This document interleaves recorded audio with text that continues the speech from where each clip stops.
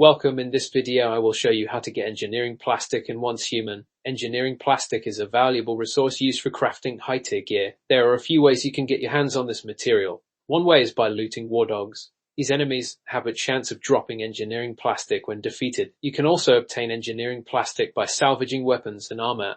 If you have crafted items made with engineering plastic, you can dismantle them to retrieve some of the material back. Another option is to purchase engineering plastic from vendors.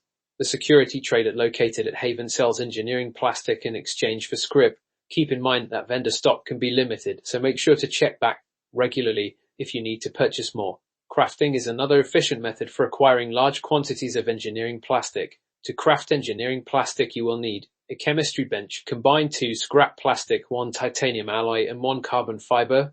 This will yield 1 engineering plastic.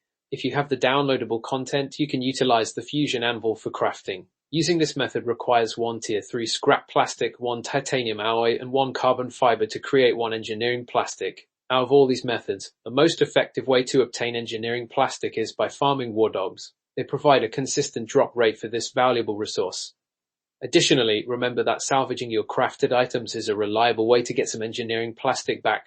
Thank you for watching. Subscribe for more such tutorials.